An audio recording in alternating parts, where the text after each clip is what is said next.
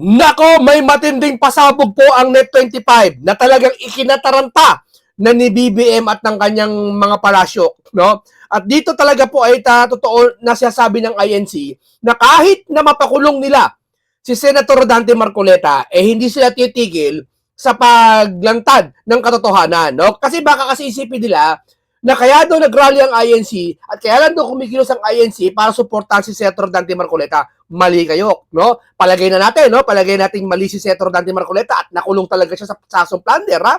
Ipalagay natin kahit kasinungalingan yung ginawa nila.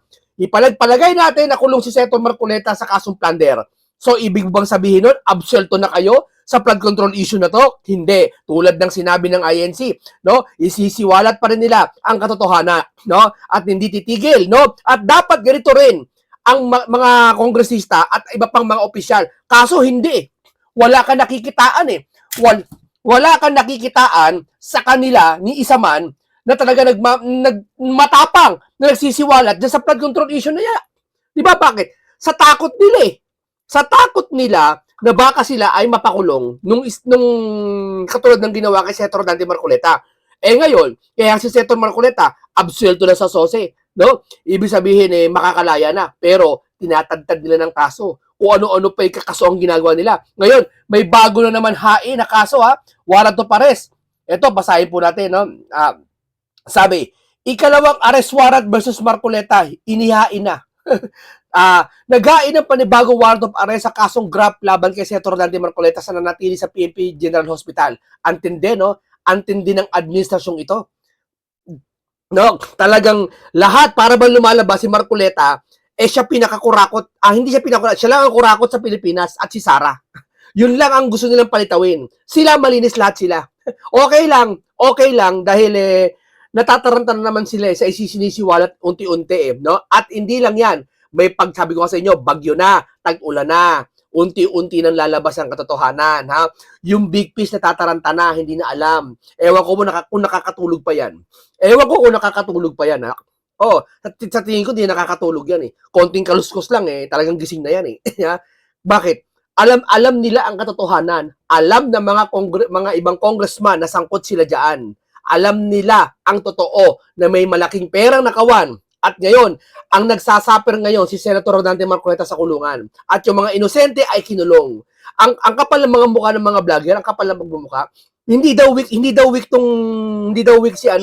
Bonget, hindi daw weak. Kasi daw lumalabas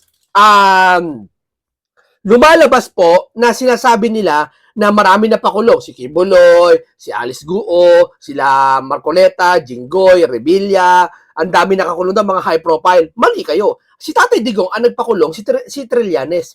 Kasi kinasuhan yun. Sinuportahan lang na administrasyong ito yung bagay na mali. Kaya hindi si Pangulong BBM nagpakulong kay Tatay Digong. Handaan nyo yan. Si Trillanes po, yan ang malinaw na malinaw. Kahit doon pa lang. No? Pangalawa, ang real talk tayo. Pangalawa, biruin mo, all of a sudden, si Jinggoy, bigla mong kinasuhan, bigla napasama, at biglang naging state witness yung mga karamihan, nagturo. Di ba? Itinuro si Jinggoy, yun, nakasuhan. Samantala, sinabi ni Pinky, mahina ang kaso kay Jinggoy, pero nakulong pa rin si Jinggoy. Samantala, yung iba, ganun din naman, tinuro din naman. Mas mabigat pa nagturo, si Saldi ko pa nagturo. Di ba? Ganun din. Mas mabigat pa yung kay Saldi kaysa kay Jinggoy, pero hindi nakulong, yung tinuro ni Saldi. Ang nakulong, yung tinuro si Jinggoy. Sipin mo yan. Tapos sabihin mo, napakulong si Jinggoy. Kalokohan yan, no? Ganon din sa iba. May defensor at kala Senator Marcoleta. Pinakukulong nila para wala mag-ingay.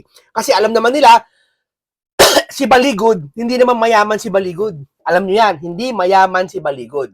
Tama lang ang pera niya. Ngayon, ano ibig ko sabihin? Sino ba ang sumusuporta sa 18 Marines?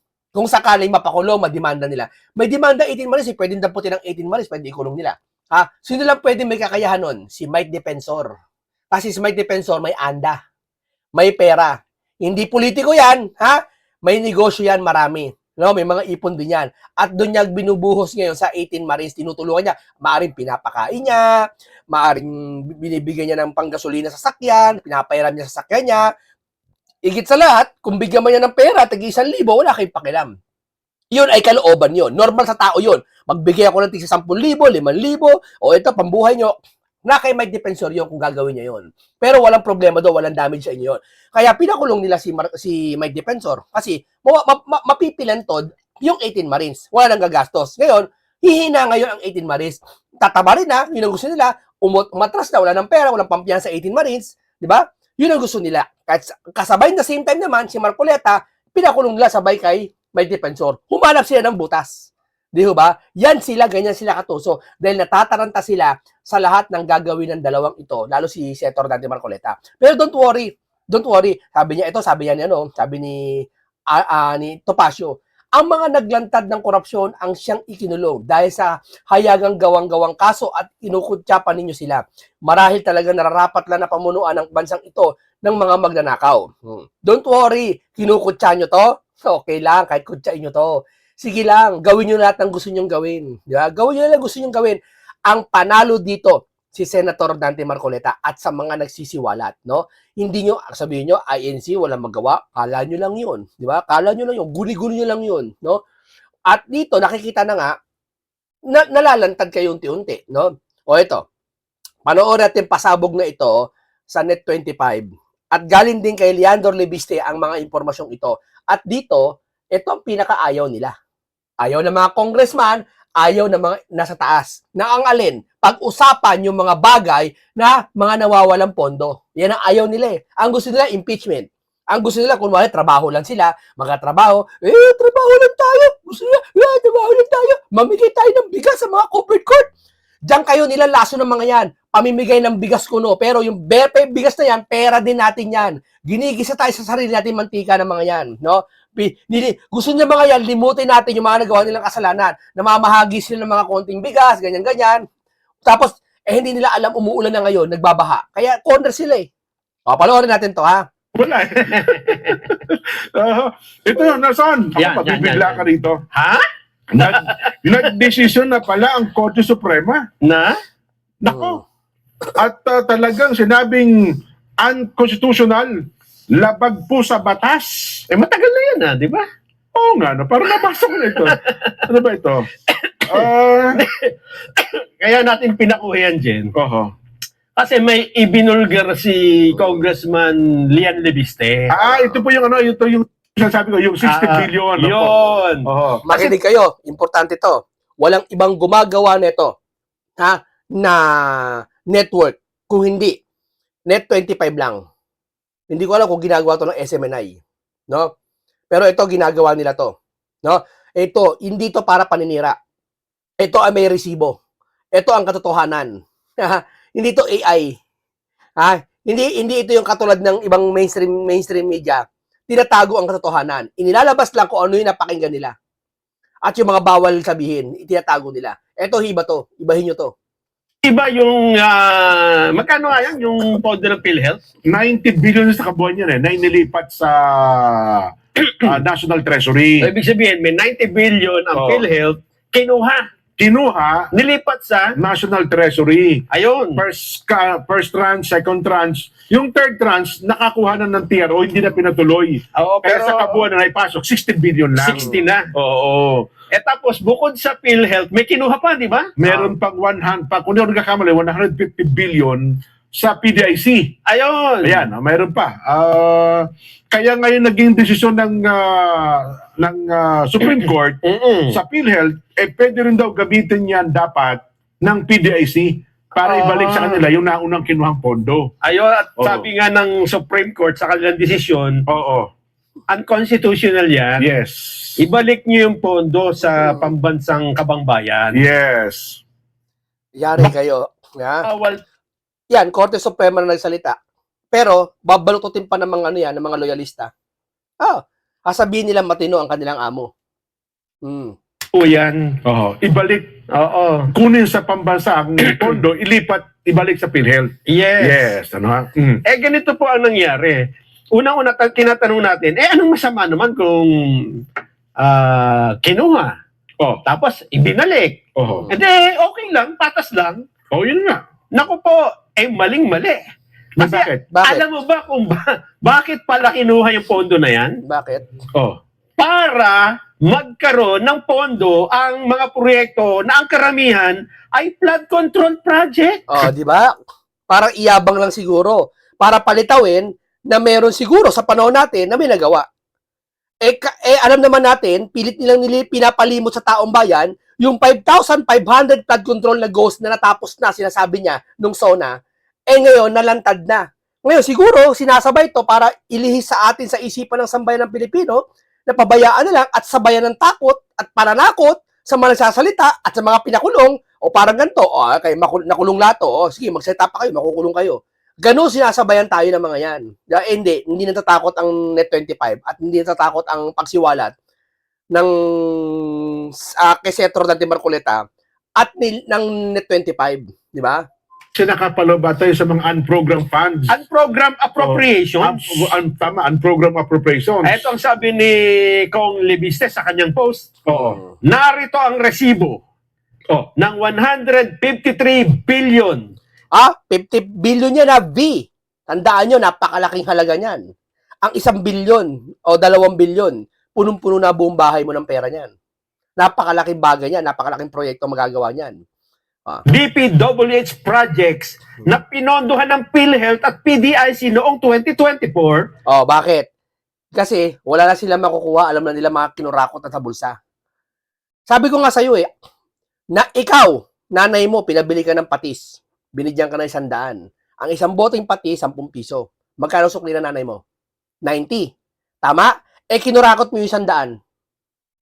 Pagbalik mo, wala kang patis na dinala. Magagalit nanay mo, hindi. Magagalit. Sabi, anak, asan yung patis na pinabibili ko? Mami, wala eh. Yung pera nalaglag eh. Pero kinurakot mo 100. Sino mag-aabono? Mag-aabono nanay mo ulit. Bibigyan ko ulit tayo pambili ng patis. Tama? Ibig sabihin, ibig na nakabili ng patis, yung binigay sa 100, kinurakot mo. Tama? Sa panahon ngayon, imbis na nakapagproyekto na maayos at hindi binabaha ngayon, palagay natin, Duterte may kasalanan. Dapat inayos mo na ngayon, kung Duterte pala may kasalanan, at ngayon ay ikaw na nakaupo, bakit mo tinularan si Duterte? Kung halimbawa, palagay natin, kurakot si Duterte, bakit mo ginaya? Anong katunayan ginaya nila? Ngayon sa proyekto ngayon, nawawala eh. Di ba? Imbes na yung pondo para doon, mag-aabono ang gobyerno. Sino mag-aabono? Tayo. Kung di mangutang, kukuha sa ibang pondo. Kainong pera? Sa inyo? Pera namin. Tapos kami magsasalita, kami ipapakulong. Sila ipapakulong. Magagalit. Destabilization daw. Pag pinuna sila, destabilization daw. Mula sa unprogrammed appropriations. Ang ibig sabihin nito, mga babayan, para maintindihan ho ninyo, ang unprogrammed appropriations kasi, hindi siya kasama sa may budget eh. Sa program, yes. Ang baba, gumawa tayo ng national budget. Oo. May mga unprogrammed appropriations, pero walang nakalaan na mga pondo kung saan makukuha yun. Yes. Kasi ang may pondo lang, yung nasa... Napalood talaga sa GAA. Oo. At yung nasa baba, unprogrammed. Bakit naglalagay ng unprogram? Ang sabi dito, halimbawa, may mga pangailangan ng biglaan, di ba? Kaya nga kinuha-question, bakit flood control? Unprogram ba yan? Kasi may nag-request ng pondo, kailangan, etc. Ba't mag-request? Akala ko ba kumpleto yung pondo nyo? Akala ko ba walang korupsyon sa panahon nyo? Sa Duterte? Ba't mag-request? Di ba? Bakit? Nakulangan? Sira ulo ka? Magbabudget ka? Makukulangan ka? Ako kasi sa City Hall po, abi ko nga sa inyo, matagal akong gumagawa ng budget. Pinag-iisipan po ng hepe ko at ng kami, pati ako, yung pangangailangan ng opisina namin. Hindi kami magbabudget ng kukulangin kami. Sa representation, sa mga pagkain, sa mga event namin, sa mga ballpen, ultimo mga tamtax, nakabudget po yan sa opisina. Ultimong pambiling mga computer, mga keyboard, mouse, USB, malalamesa, tissue, alcohol, nasa mga supplies yan, office supplies, paggawa ng budget, pagpapasahod sa mga empleyado, dyan sa yung bonuses, kasama yan. Pati yung mga, alam mo, pag bagong taon di ba, pag December may bonus, may mid-year bonus, kasama sa budget yan. Hindi po pwede na ikaw ay sasabihin sa'yo, ay wala kang sasahurin kasi walang budget. Hindi po pwede yun. Isang taon na po, ngayon, 2025. Yan 2025 ngayon. 2026 ngayon. Gagawa ng budget na ngayon, gawa ng budget ngayon sa mga City Hall. Alam niyan, sino taga City Hall dito? Tanungin nyo, administrative officer nyo, AO nyo. Ha? Tanungin nyo, AO nyo, yung gumagawa ng budget. Ha? Tingnan nyo, gawaan ng budget ngayon. At yung budget na ginagawa ngayon, hindi para ngayon. Kasi yung para ngayon, ginawa na nakaraang taon. Yung gagawin budget ngayon para sa 2027. Tama? Ngayon, pag ginawa mo yon, dapat kumpleto. Hindi ka magbabudget ng kukulangin ka. Lalo na pag ang pera ng bayan, kumpleto naman. Halimbawa, sa city, sa syudad, budgetan anya ng maraming supplies, ng office supplies, mga ganyan. Etc. Mga lapis, ballpen, lamesa, ginagamit sa mga office yan eh. Diyan naman sa, ginagamit din natin sa Pilipinas, yung mga ganyan, yung mga event natin, yung pag-alis ni Marcos, yan, may budget din yan. Pondo sa mga flood control issue. Lahat yan, binabudgetan. Hindi kami nagbabudget, hindi ako gumagawa ng budget na kukulangin kami. Kasi may target kayo eh. Sa isang taon eh. Ang target namin sa isang taon is 40 million. 40 million, 30 to 40 million. Pag na-reach mo yung target, dahil doon sa mga binigay mo, sakto lagi yung taon-taon. Nadadagdagan mo na lang yon ng ilang porsyento. Pag tumaas yung inflation ngayon, dadagdagan mo na lang yung budget ngayon. Di ba? Sakto yun. Paikuti mo yung pera, lalo pag generating income ka, yung opisina mo yun, kagaya ng mga generating income, kagaya ng sa office sa City Hall, katulad ng mga budget office, yan. Mga business permit, yan. Mga generating income yan. Ngayon, hindi ka gagawa ng budget para kulangin ka. Pag kinulang ka sa budget mo, siya lang ibig sabihin nun. Di ba? May isang proyektong hindi nagawa at uhugot ka ngayon ng panibagong budget para gawin lang yun. Ang tanong, ba't nawala yung budget na pinaka-budget na? Tapos, naka-budget ng 2026 ngayon, gagawa ka 2027. Sila, 2023 for the 2024. Tapos, isisisi mo sa mga Duterte? Yung mga naninisim vlogger, walang kaalam-alam yun. Hindi sila marunong gumawa ng budget kasi. Kaya, ang gaso nila, sisihin na lang. Wala kasi nakapagpapaliwanag tulad natin na gumagawa ng budget din Diba? Wala nakapagpapaliwanag Sila, basta sila, sisihin na lang. Basta Duterte yan. Duterte rin, pasimula niyan. Pero yung budget, hindi nila isip kung paano gawin. Huwag nyo kami nilangin. Meron dito ang scientist. Kausap ito, nagsasalita ngayon. Oo. Ngayon, para humapondohan yon, dapat magkakaroon ng biglang pondo Okay. sa... May mapagkukunan ng pondo. Biglang lilitaw. Oo. Ang ibig sabihin, saan man galing yan, maliban sa bagong buwis. Okay. Hindi mo pwedeng pondohan ng budget ang program appropriations kung maglalabas ka ng batas na may bago tayong collection ng buwis para pondohan ng program, illegal yun, hindi pwede. Hindi pwede. Kasi dapat dun talaga sa may national budget yon. Yun talaga. Sabihin, gawa na yung budget. Gawa na. Ngayon, 2026 ngayon, gawaan ng budget ngayon for the 2027. Pag sa 2027, nakarating ka sa 2027, kulang yung budget, hindi ka na pwedeng, na kulang yung budget mo kasi kumpleto ginawa mo ngayon Tanong, may korupsyon o wala? Meron! Tapos isisisi nyo kay Marcoleta? Isisisi nyo sa Duterte? Ngayon, May nakita sila. kaya pala, May nakita mapagkukunan. kaya pala nilagyan ng mga unprogrammed projects dahil iniisip na nila na mapopondohan natin yan. Oo. Saan tayo kukuha? Oo. Ayun, may pondo yung PhilHealth. Madaming May pera. pondo yung PDIC. Oo. Tapos, kinuha nga nila, di Pero ba? ng mga miyembro yan. Nilipat nga nila. Oo. Napondohan ngayon ang mga project na ito. Flood control. Karamihan nga daw po ay Flood control. flood control project noong 2024. Tita. Ngayon, kailan natuklasan yung may korupsyon? 2024. So, ibig sabihin, kinuha niyo yung pondo dyan, pinaikot niyo yung pera, tapos flood control goes pala. Tapos ngayon, sabihin niyo na ibalik sa PhilHealth. Paano kung di pera ng flood control nila ibalik sa PhilHealth? Paano kung ibang pera na yun? Dinadaya niyo sambayan ng Pilipino. Pagbabasa pwesto ng mga to, malalaman natin mga kinurakot ng mga to. Babaon sa utang ang Pilipinas. Ang magbabayad yung susunod na henerasyon. Tatay Digong, umutang anya na malaki. Umutang si Tatay Digong, for the binigyan kayo, nakinabang kayo. Kung di man kayo nakinabang, sisihin nyo yung mga barangay na hindi nakapagbigay sa'yo ng ayuda noong pandemic. Di ba? Doon napunta yun. Di ba? Ngayon, saan ba napunta? May napinuntahan ba yung pangungutang ngayon? Mayroon naman. Pero, ay yung flood control. Ganun ba? So, yun ang sinasabi ni Congressman Lian Libiste. May resibo siya, meron siya mga Oo. dokumentong pinakita dyan. Ayun, may resibo talaga. May resibo. Kaya takot sila kay Libiste. Pati si Libiste kakasuhan ng solar eh. Yung solar eh. Pero mo yan? Ibig sabihin, totoo, Mhm. na kung, kung hindi Pero po, teka lang, ba't 153 billion? 153 Sa billion. kabuan ba yung ano? Oo, PBIC, tsaka PhilHealth? PhilHealth. Nako. Naggastos na pala. Paano pinababalik niya? Kasi pinababalik yung 60 billion eh. Ayun nga, saan ba kinuha yun, di ba?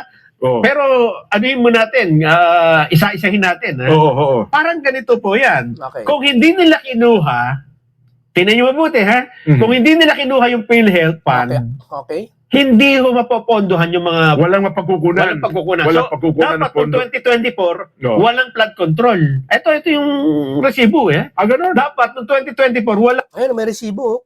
Tindi nyo, lagi yari kayo. May resibong pinakita. yung mga unprogrammed appropriations. Oho. Hindi maisisingit yung mga project na yon. Oo. Ngayon, nilagyan nila, kinuha nila ng PhilHealth, nagastos ngayon yung pondo ng PhilHealth. Ayun. Ang tanong, ganun-ganun lang ba yun na pwede mong isole?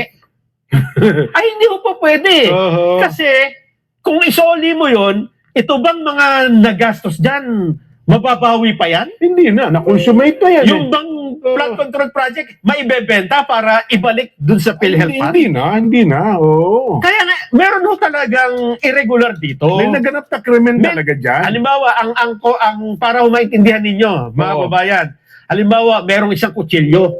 Kutsilyo. Kutsilyo. Okay. Oo. Hiniram ko sa'yo dyan, ha? Oo. Okay? Pinalipat, akin muna to, dyan, ha? Oo. Ililipat ko muna sa possession to. Tapos, paglabas ko, sinaksak ko yung isang tao. Oo. Then, naganap yung krimen. Oo. Okay? Ang sabi nung ba't mo kinuha yung kutsilyo? Hindi naman sa'yo yan. Ay, di, okay lang, isusoli ko lang kay Jen. Oo. Ganun hong ginawa nila sa pondo ng PhilHealth. Naganap yung krimen eh. No? Kinuha nila yung pondo. Oo. Pinasak nila sa mga questionable Mga proyekto nila. Flood control. proyekto. Proyekto Tapos ano? sinabi, iligan nyo, isoli nyo yan. Kumuha ng bagong pondo, sinoli Oo. sa'yo. Paano yung ginawa nyong... Double whammy yun. Hindi Kasi ba? ang Oh, nilinlang kayo ng mga to. Nasa napunta yung pondo? Aber? Yung binalik nyo ba? Alam ba? Eto, pera to. Alam bang pera? Wala akong pera dito eh. Halimbawa, etong pera. Itong pera. Pinunta mo dito sa kabila. Inabunuhan mo kumbaga eh. Sa tingin mo yung pera na yun, yung paling bumalik sa'yo? Paano kung panibagong pera ng taong bayan yun? Nasaan na yung pinunda mo, unang pinundahan mo? Binulsa nyo ba? Hindi lang flood control to ha. Ito yung napakarami. Sa ahensya, nagkakaganito. Tapos ayaw nyo imbestiga, sabi ni Erich, kalimutan na daw. Move on na? Ha? Tapos kinulong yun si Senator Marcoleta, tuwan-tuwa kayo? Yung Pinky, tuwan-tuwa? Di ba? Tuwan-tuwa siya nakulong si Marcoleta eh. Pero yung pondo ng bayan na minalangya ng mga politikong ito, ha? Wala silang imik. Tahimik sila. Bagkos, inuna nila yung paghihiganti nila kay Senator Rodante Marcoleta. pagkunan mo, pondo rin ng gaal. Galing sa taong bayan ayun din.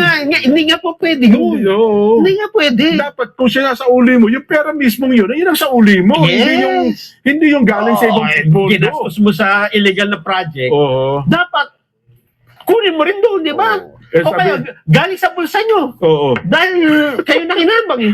Nako. Sabi nyo, paano ba isusulit na nagastos na natin yan? Ayun di ba? ang malaking kabulastugan man tawag doon. Oo. Hindi ba? Kaya dito, yung pinailan sila ng class of plunder yan eh. Ay, oo. Batay mo 60 billion yun. 60, Oo, tsaka plunder. 100 billion yun. Pero ang ginawa ata ng ombudsman dyan, hindi pa nakakalapag yung complaint. Pinawalang O, sa diba? Ito, wala sa kanila. Mabagal. Plunder to. Harap-harapan to. May resibo to. Kay Senator Marcoleta, ang bilis. Kaso kagad, kulong kagad. Ay, isa lang ibig sabihin yan. Di ba? Gusto talaga nila makulong yung yung uhuli sa big fish. Sila magkakasabot eh. Di ba? Ano kagad eh. May resibo. Pinasura na eh. Ganyan po. Ako kung basahin ko to, pahiram sa akin to, maintindihan ko to eh. Pag-aaralan ko sa isang buong araw to eh. Mas marunong kasi ako gumawa ng budget eh. Era lang. Pero may grupo ng mga doktor Oo. at mga inhinyero at Lason, minsan di ba nakapanayam natin dito, na iaapila nila yung naging desisyon ng ombudsman para ipawalang sala itong mga tao ito. Tama lang. Oo. Kasi unang-una, damage has been done. Yun. May danyos eh. Magpakita ng resibo. Oh. Ayaw nyo. Peke. Sabihin nyo, peke. Ha? Ikalkali ng budget ng 2020 for the 2024 budget to 2025 budget. Pakalkal natin. Hindi pwede mawala yan. Nasa COA, alam ko, nasa COA yan. Pakalkal natin. Sabihin may danyos, walang may kasalanan? Ay, hindi pwede. Pwede bang may danyos? Oh. We are exercising presumption of regularity. Regularity, inabuso nyo na ng inabuso yung regularity na yan. Hindi. Bilyong piso yan eh. Ay dating Supreme Court Justice Antonio Carpio, the transfer of PhilHealth and PDIC. Ayan, no? Ginawa niya irregular eh. Oo. Di ba? Oo. Ayun pala, sabi ni Kong Lian, no? Grabe, yan daw po resibo. Tama, no? Oo. 152 billion. To, resibong hawak ng Net25. Kinakatakutan nila ngayon to, mailabas. Unti-unti. 2% pa lang to, huwag kayo mag-ala. May 98% pa. Ilalabas pa. Di ba? Kahit pakulong si Senator Marcoleta, okay lang. Maghahayag sila, maghahayag. Pesos. Kasi nakita niya, pag tinotal mo, Oh. katumbas ng presyong kinuha sa PhilHealth at PDIC. Tapos meron pala, may mga saro number pa pala, no? May number pa. Oo. Kaya nga po mga babayan, dapat dyan, yan ang dapat na may nananagot. Oo. Kasi ito, pera ng bayan. Hindi lang basta bayan dyan eh. Pera ito ng mga nasa ospital. Yes. Ng mga humihingi ng gamot. Yes, saka mahal-mahal ng PhilHealth. Ako nagtatrabaho ako, ha? Ang PhilHealth sa akin ng PhilHealth 480 yata. Yung iba ata 600, iba, di ba, 200, 100. Saan pupunta yun? Bakit di napapakinabangan? Di ba? Natin niya kasi Pera naguhulog tayo ng Oo, PhilHealth eh. at Nagpapatribute tayo eh. Para yan sa kapakanan ng kalusugan ng mga mamamayan. Oo. Pero anong ginawa po nila? Ginawa nilang flood control project Oo. na wala namang control. Puro Kasi yung flood control project, napakadaling gayain. Dati kalsada. Ito dati kalsada. Pagkagagawa ng kalsada, ipapasira ulit. Tapos next year, papagawa ulit. Next year, papaayos ulit. Di ba? Yung style nila kalsada. Kasi popondoan eh. Ako may kakilala akong, may kakilala akong lunsod. Pinagawa yung mahabang kalsada. Magkano budget? 105 million yung kalsada pinagawa. After 2 years lang, pinatibag na naman niya. Binudget na naman ng mga 100 plus million ulit. Tumaas siyempre inflation mas mataas yung budget ngayon. No? Yung budget na yon sa kinuha sa pera ng kaban ng bayan. Ngayon, yung budget no nakaalat ng budget no sa kalsada papagawa 105 million. Yung malaman-laman mo sa architect na gumawa, ang ginastos lang 30 million lang. Saan napunta yung almost 70 million? Binulsa nila pati yung kasabwat nilang gumagawang kontraktor. Magkakasabwat pati yung congressman magkakasabwat. Gaya nangyari ngayon eh. Tapos walang congressman na kulong? Ang lalayo na nakulong? Sabihin nyo magaling yung leader nyo? Ito lang. Yung 105 million, na budget nila ng 30 million. Yung 30 million ba, kasya sa kalsada malaki? Kasya naman yun. Pero pag umulan, tipak-tipak ang bato. Di ba dyan sa Baguio ata? Saan ba yun? Tipak-tipak yung mga bato, umulan, bumaha. Pati espalto na tuklap. Diba? Alam nyo yun? Di ba nabalita ngayon yan? Bakit? Tinipid eh. Tinipid. Imbis na yun sa kalsada. Halimbawa, sa kalsada na yan, ang ilalagay mo dyan, 10 semento. May tinatawag kasing 1, 2, 3 sa kalsada eh. Yung isang cubic na buhangin, dalawang bato, graba, 3 semento. Yung 1, 2, 3. No? 1, 2, 3 yan. Kalsada. 10 semento. Sige, 10 semento. Pag konti lang budget, titipirin mo, 1 semento na lagay mo, 1 sako lang. Hilaw yun. Malabnaw. Magigiba. Kaya marami nagigiba ngayon eh. Flood control, mga estero eh. Kasi, kinukurakot yung ibang budget. Ang masama nito, walang ginawa, kundi ghost. Ghost project.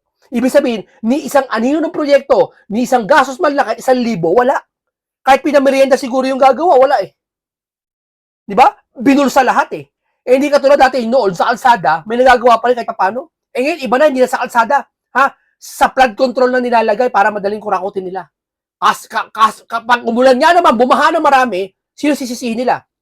Hindi mahalata kasi hanggang bewang yung baha, hanggang dito yung baha. Oh, nasira yung mga estero, yung mga ghost project. Para sasabihin nila ganito, ay, meron kami proyekto, binahalang. Meron kami proyekto na overwhelm lang. Tandaan nyo? Sino siya tang overwhelm? Si Pungit. Meron mga proyekto na overwhelm lang. Style nila yun eh. Alam nila yung panahon, babaha. Para pag nawala, hindi mahalata kasi binaha nga naman. Wala makakapag-imbestiga kung nasira ba sa bao o ghost project. Eh hindi. Naiiwan minsan ng baha, manipis yung mga bato. Halatang ghost project eh. Ano kayo ngayon? So, ibig sabihin, yung perang ibinalik nila, hindi pala pera yung talagang yung ibinigay? Eh, Sabi yung kinuha sa ibang lugar? Ibang ano? nagastos dyan eh. Oo, Nagastos. Pinaglaanan nila. Parang ganito. Yung illegal, ginawa nilang legal. Oo. At yung pinambayad sa illegal, legal. Double whammy nga tayo dyan. Dalawang illegal ho yan. Oo. Dalawang illegal. Nananawagan. Oo. Sana ipaliwanag ito ni Executive Secretary Ralph Recto. Ano? Hindi papaliwanag yan. Hindi papaliwanag yan. Ipit siya dyan. Pag pinaliwanag niya, ipit sila dyan. Sagot nila dito. Eh, sabi niya, hindi, wala akong kasalanan dyan. Sinabi na ng Supreme Court, wala akong kasalanan. Ombudsman pa lang. Oo, ganun ba? Asa na yung danyo? Kasi sabi, hindi, malinis naman niya intensyon ko dyan eh. Ewan ko kung... Pagkakalaban talaga. Samantalang yung ibang kalaban nila, pag, hindi, malinis pa ang konsensya ko dyan, kaya ako nag-donate ng ganyan. Di ba yung kay Senador Marcoleta, yung ginagawa nila? donasyon nga yun. Oo, Tsaka diba? campaign contribution. Oo, Campaign nga. funds yun eh. Campaign fund. Eh, paano ito, mga babayan? Ganyan na lang ba ang usapan sa Pilipinas? Oo. Na kapagka... Ano kayo ngayon? Ano? Taranta kayo, no? May resibo na 25, no? Ano kayo ngayon? Alam mo, kala nyo titigil sila? Hindi sila titigil. Ang gamabuang-buang yung big fish na yan. tayo ang kakampi, okay lang, gawin nyo yan. Wala na. Okay, gawin nyo kung ano gusto nyo. Pagka hindi ka kakampi, Oo. At ikaw pa yung nagtuturo na, ito yung maling ginagawa nyo. Ay, hindi. Ikaw ang mali. Ikukulong ka namin. kakasuhan ka namin. Oh. Kaya, Mabigat ang laban. nagluluto na ako ng adobo dyan eh. Yari kayo. Adobo. Tatapusin na.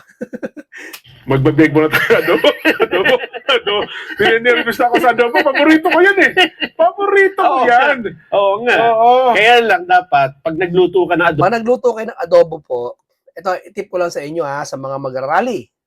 Ha? Baka may mag-rally kasi, sa ibang panahon wag baboy, manok. Kasi nakaka-high blood baboy eh. Baka ma-high blood kayo. Tanggalin nyo na lang yung balat yung kakainin. dapat authentic. Ganon. Oo, meron kasi mga peking adobo. Senator judges pala ngayon, Nelson. Yes. Dalawang senador pala ang talagang may matagal ng karanasan sa takbo ng impeachment. Laging nandyan. Oo. Okay, ang ganito lang po tayo. Impeachment ito. Maraming salamat po sa inyo. Binunyag po ng Net25 ang bagay na kinakataranta nila at kinakatakutan nila. Resibong pinakita na kinakatakutan nila. No? Dito sila takot, no? Maraming salamat. Isang makabuluhan talakayan naman ang aking natin sa inyo. Isang komentaryong punong-puno ng karunungan at kaalaman. At marami kayong tutunan, lesson learned, at masustansya pag-uusap. Ingat lagi, Senator Dante Marcoleta. Paalam po sa inyong lahat.